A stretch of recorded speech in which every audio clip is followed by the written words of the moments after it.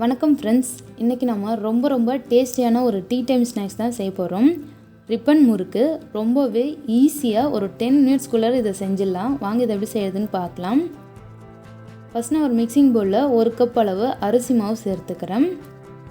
எந்த கப்பில் அரிசி மாவு அளந்தீங்களோ அதே கப்பில் 1/2 கப் அளவு கடலை மாவு சேர்த்துக்குங்க. கொஞ்சமாக பெருங்காயத்தூளும் சேர்த்துக்குங்க. 1 டேபிள் ஸ்பூன் அளவுக்கு பட்டர் சேர்த்துக்கலாம். 1/2 டீஸ்பூன் எள்ளு, 1/2 டீஸ்பூன் ரெட் சில்லி பவுடர் சேர்க்குறேன். உங்களுக்கு தேவையான அளவுக்கு சேர்த்துக்குங்க. உப்பு தேவையான அளவுக்கு சேர்த்துட்டு இதை நல்லா கலந்து விடுங்க. ஃபஸ்ட்டு எல்லா பொருளும் நல்லா மிக்ஸ் பண்ணிவிட்டு அதுக்கப்புறம் நம்ம தண்ணி சேர்த்து இதை பிசைஞ்சிக்கலாம். நான் பார்த்திங்கன்னா கருப்பு எள்ளு சேர்த்துக்கிறேன். உங்களுக்கு கருப்பு எள்ளு வேணும்னா வெள்ளை எள்ளு கூட நீங்கள் சேர்த்துக்குங்க. இதை நல்லா கலந்துட்டு தண்ணி சேர்த்து இதை நல்லா பிசைஞ்சிக்கலாம். இதை நல்லா சாஃப்டாக பிசைஞ்சிக்குங்க.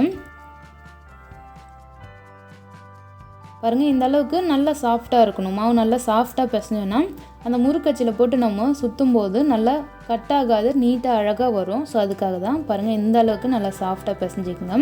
அவ்வளோதான், மாவு ரெடி ஆகிடுச்சு. இப்போ இதை நம்ம முறுக்கச்சியில் சேர்த்துடலாம். இது மாதிரி முறுக்கச்சி எடுத்துக்கங்க, தட்டையாக இருக்கும். இதை முறுக்கு குழாயில் சேர்த்துட்டு மாவு எடுத்து நம்ம ஃபில் பண்ணிடலாம். எனக்கு பார்த்திங்கன்னா இந்த ஒரு முறுக்கு குழைக்க எல்லா மாவும் கரெக்டாக இருந்தது. இதில் எல்லாத்தையும் சேர்த்துட்டு நம்ம க்ளோஸ் பண்ணிடலாம். ரொம்பவே இது சிம்பிளாக செஞ்சிடலாம். டேஸ்ட்டும் ரொம்ப நல்லாயிருக்கும். கண்டிப்பாக நீங்கள் இதை ட்ரை பண்ணுங்கள். இப்போ இது ரெடி ஆகிடுச்சு. எண்ணெயில் நம்ம பிழிஞ்சு விட்டுடலாம்.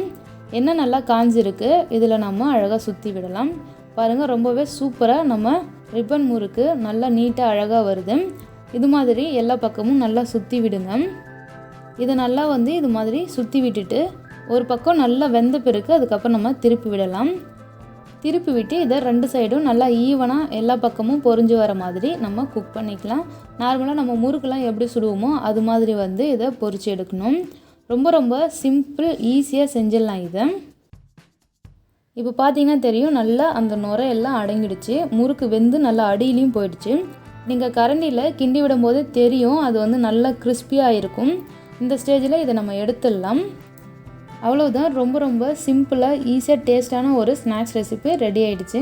கண்டிப்பாக நீங்கள் உங்கள் வீட்டில் ட்ரை பண்ணி பார்த்துட்டு எப்படின்னு உங்கள் ஃபீட்பேக் எனக்கு கீழே கமெண்ட் பண்ணுங்கள். இந்த வீடியோ பிடிச்சிருந்துன்னா லைக் பண்ணுங்கள், ஷேர் பண்ணுங்கள். மறக்காமல் இன்னும் நம்ம சேனலை சப்ஸ்கிரைப் பண்ணலாம், சப்ஸ்கிரைப் பண்ணிக்கோங்க. தேங்க்யூ ஃபார் வாட்சிங்.